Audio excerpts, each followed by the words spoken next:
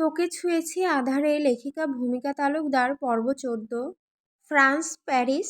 ফ্রান্সের সবচেয়ে ব্যস্ততম শহর প্যারিসে দাঁড়িয়ে আছে কাঁচ-ঢাকা এক আকাশচুম্বী বিল্ডিং। বাইরের চকচকে গ্লাসে শহরের আলো ঝলমল করে প্রতিফলিত হয়, আর ভেতরে পা দিলেই বোঝা যায় এটা শুধু কোনো অফিস নয়, বরং ক্ষমতার দুর্গ। প্রবেশদ্বারেই কালো স্যুট পরা রিসেপশনিস্টরা বসে থাকে।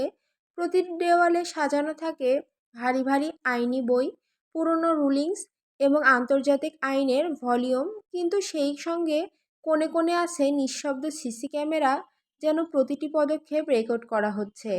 ভেতরে ঢুকলেই চোখে পড়ে ল ফার্মের লোগো, সোনালি অক্ষরে খোদাই করা, আইবনহার্ট ল ফার্ম। প্রতিটি কনফারেন্স রুম যেন যুদ্ধক্ষেত্রের মতো সাজানো। দীর্ঘ টেবিলের এক পাশে বসে থাকেন আইনজীবীরা, আর অপর পাশে বসে থাকে ভয়ঙ্কর প্রতিপক্ষ, কখনো কখনো মাফিয়া, কখনো রাজনীতিবিদ। টেবিলের মাঝখানে রাখা থাকে প্রমাণের ফাইল, কিন্তু সেই ফাইলের ভেতরেও থাকে লুকানো রহস্য। কারণ এই ল ফার্ম শুধু আইনের ভাষায় লড়াই করে না, বরং পিছনের দরজা দিয়ে তৈরি করে গোপন সত্যে।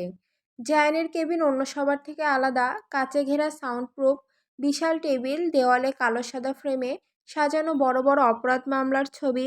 তার টেবিলে সবসময় ছড়ানো থাকে কেস ফাইল, কিন্তু আশ্চর্যের বিষয় একটাও পুরো খোলা থাকে না, যেন ইচ্ছা করে অর্ধেক লুকিয়ে রাখা।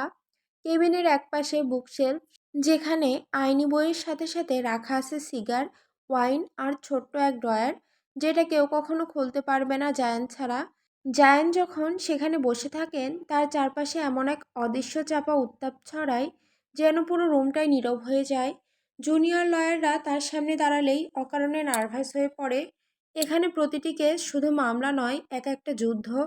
কেউ এখানে বিচার পেতে আসে, আবার কেউ আসে নিজের অপরাধ মুছে ফেলতে। কিন্তু শেষ পর্যন্ত যাই হোক না কেন, বিজয় প্রায় সবসময় জায়ানের হাতে চলে যায়। কারণ এই ল ফার্মে ন্যায় বিচার শুধু একটি ধারণা, আর বাস্তবে এখানে ন্যায় বিচার মানে ক্ষমতাকে অস্ত্র বানিয়ে টাকা প্রভাব। Cabin of Mahtab bin Marco. কেবিনটা গ্লাসের দেওয়াল ঘেরা, ঠিক জায়ানের কেবিলের পাশে। ভেতরে মার্কো স্যুটটাই পরে বসে আছেন। টেবিলের ওপারে গম্ভীর মুখে বসে আছেন একজন অপরিচিত লোক, চোখে অস্বস্তি, কণ্ঠে আতঙ্ক।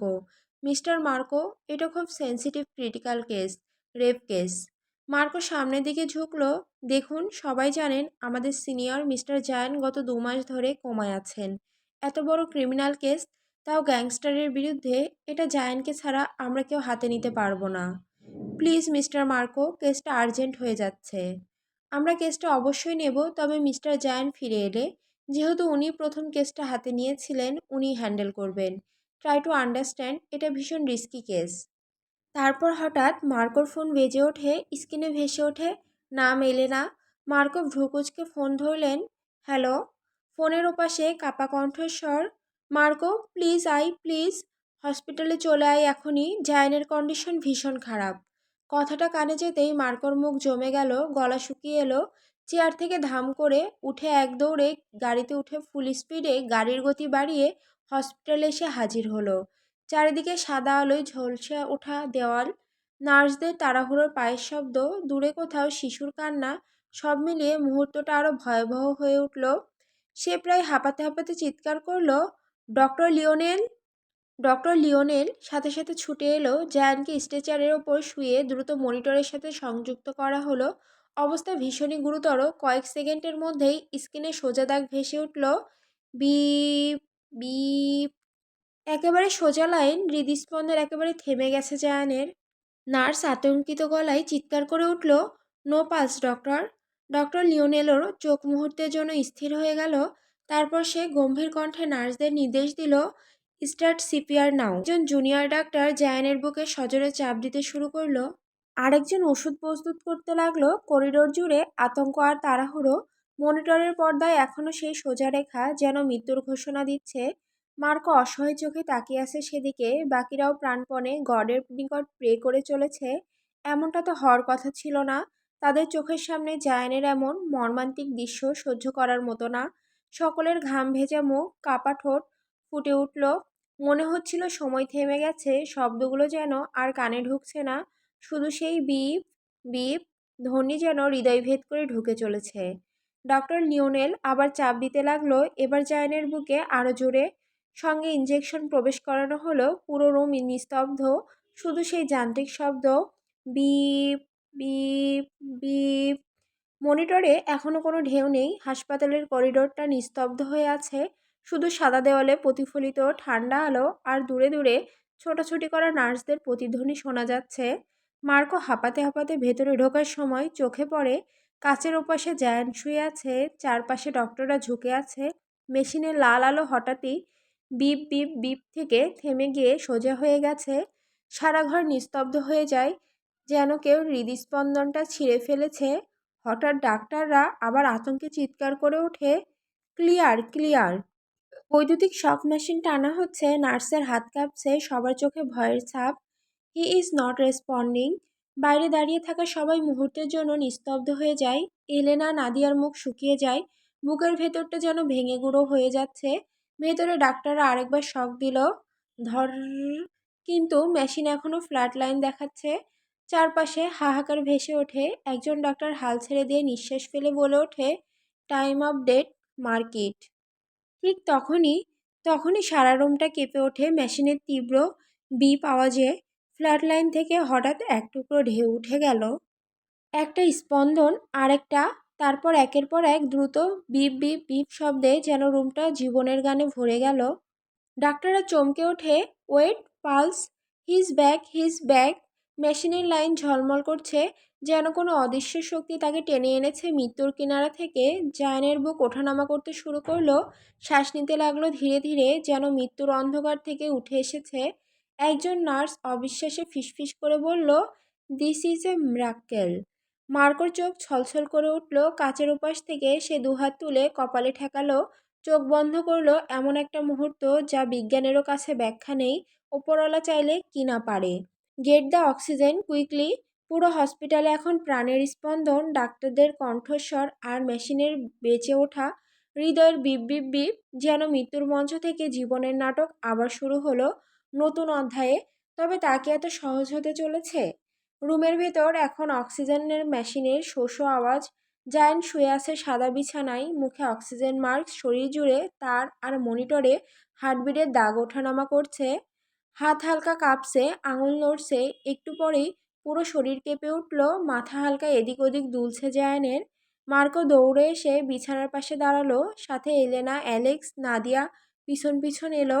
Zayan, Zayan, can you hear me? Please don't leave us, come back bro. ধাম। জায়ানের চোখ হঠাৎ বড় করে খুলে গেল। সে একটানে অক্সিজেন মাস্ক সরিয়ে ফেলে হাঁপাতে হাঁপাতে উঠে বসলো, দুই হাত মাথায় দিয়ে কাতর গলায় বলল, আহ, ও নো, আমার মাথা ফেটে যাচ্ছে। কানে এক অদ্ভুত ভো ভো আওয়াজ।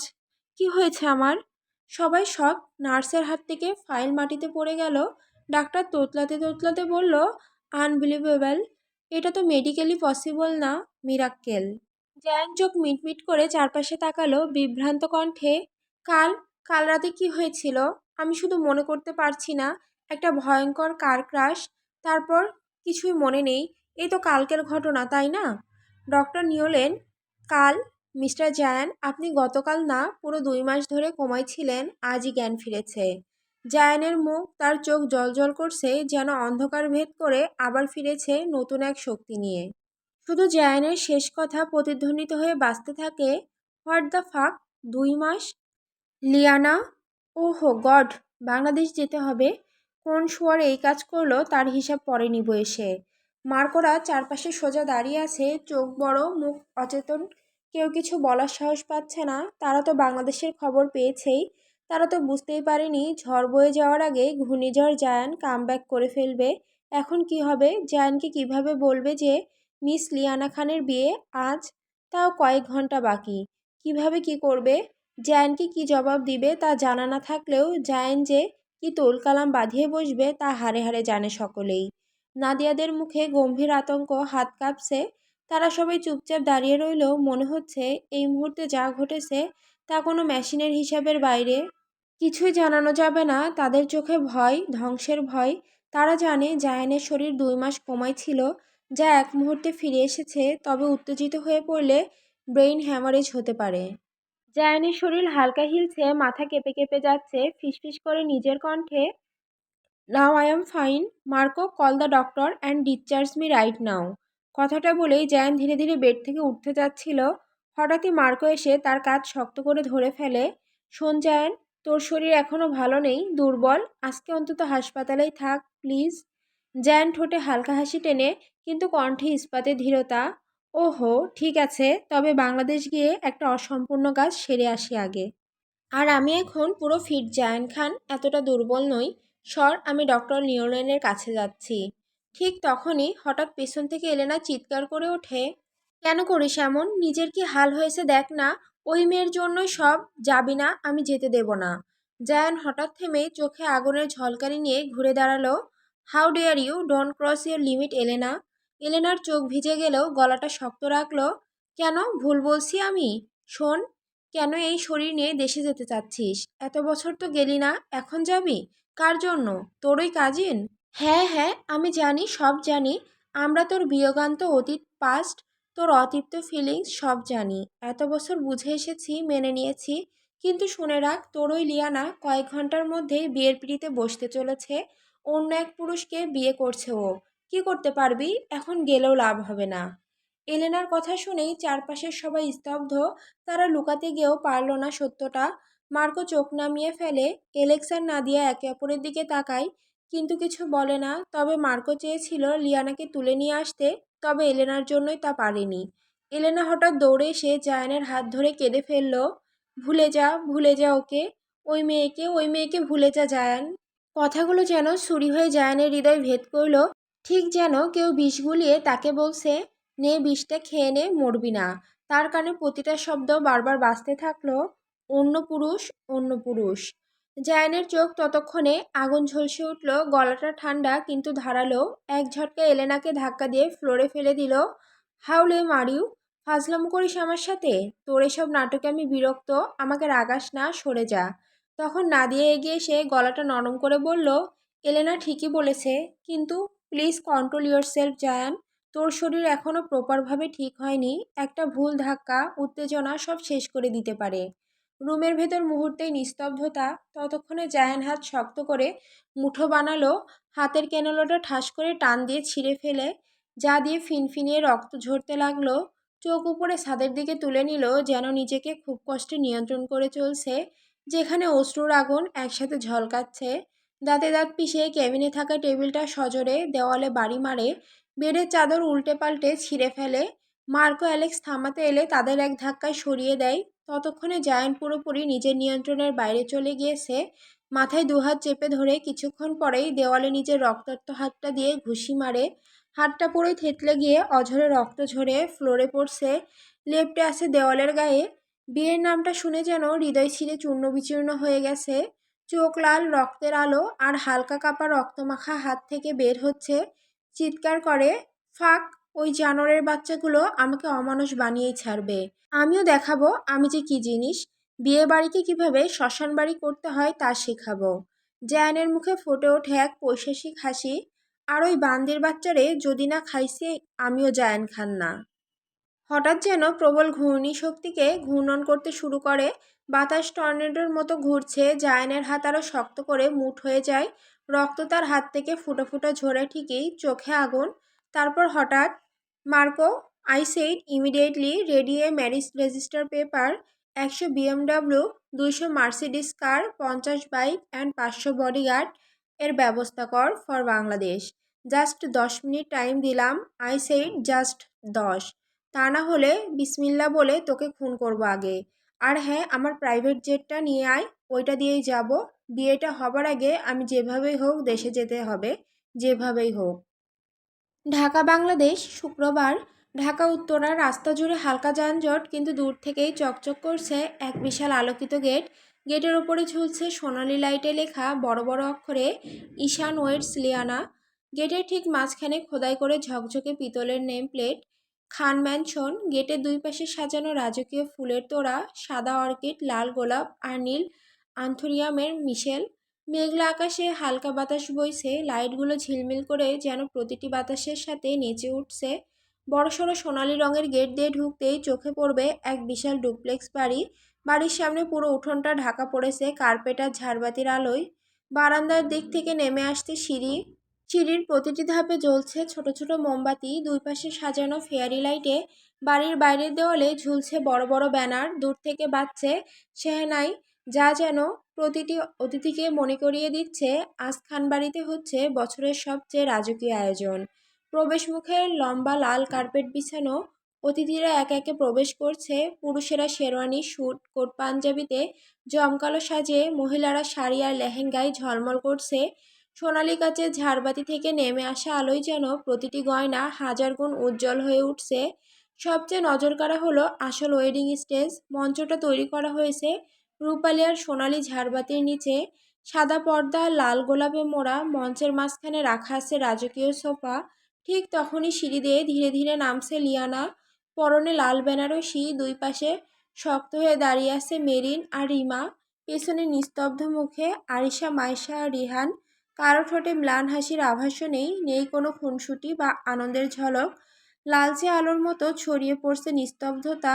লিয়ানা যেন আর পাঁচজনের মতো নয়, তার মুখ পুরো ঢাকা লাল দোপাট্টা, চোখও স্পষ্ট নয়, মনে হচ্ছে যেন ওর চারপাশ থেকে আলোটা নিভে গেছে। প্রতিটি পা ফেলা যেন কষ্টের। নিস্তরঙ্গ জলে ঢেউয়ের মতো ধীরে ধীরে নামছে সিঁড়ি বেয়ে। ওর চারপাশে উৎসব থেকেও নেই, আছে অদ্ভুত ভারী একটা শূন্যতা। দূর থেকে ঈশান দাঁড়িয়ে লিয়ানার আশাকে দেখছে, তার চোখে লুকানো আবেগের ঝড়। এতদিন যত স্বপ্ন, যত অপেক্ষা, আজ সব যেন রূপ নিচ্ছে বাস্তবে। লিয়ানাকে সে দেখছে আর মনে মনে বলছে, এতদিন যাকে শুধু কল্পনায় দেখেছি, আজ সে আমার। আমি কতটা ভাগ্যবান, পৃথিবীর সব কিছু হারালেও যদি আজ তাকে পাই, আমি জিতে যাব। ঈশানের বুকের ভেতর ধুকপুক শব্দ বাড়ছে, ঠোঁট শুকিয়ে যাচ্ছে। পুরো হল ঘরে করতালি আর শোরগোল। ফটোগ্রাফারের ফ্ল্যাশ লাইটে মুহূর্তগুলো জমে যাচ্ছে ছবিতে। স্টেজে এসে ঈশানের পাশে বসলো লিয়ানা। তার হাত কেঁপে উঠছে, অথচ মুখে এতটুকু হাসি আঁকতে চেষ্টা করছে। এবার কাজী সাহেব মাইকে ঘোষণা করলেন, বিসমিল্লাহির রহমানির রাহিম। আজ ঈশান শেখ ও লিয়ানা খানের মধ্যে নিকাহ সম্পাদন করা হবে। হলঘরে নীরবতা নেমে এলো। অতিথিরা তাকিয়ে আছে স্টেজের দিকে।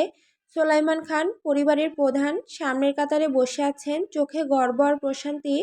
কাজী লিয়ানার দিকে তাকিয়ে প্রশ্ন করলেন, লিয়ানা খান, আপনাকে মোহর ধার্য করে ঈশান শেখের সাথে বিবাহ দেওয়া হচ্ছে, আপনি কি কবুল করেছেন? লিয়ানার বুক ধড়ফড় করছে, ঠোঁট কাঁপছে, হাত কাঁপছে। সে পারবে না বলতে, কি করে বলবে? কিন্তু শব্দ বের হওয়ার আগেই হঠাৎ একটা বিকট গুলির আওয়াজ চারিদিক ছড়িয়ে পড়ল। পেছন থেকে কর্কশ কণ্ঠে মাইকের ভেতর ভেসে এলো কোনো পুরুষের আজান ধ্বনির মতো গর্জন, আলহামদুলিল্লাহ কবুল।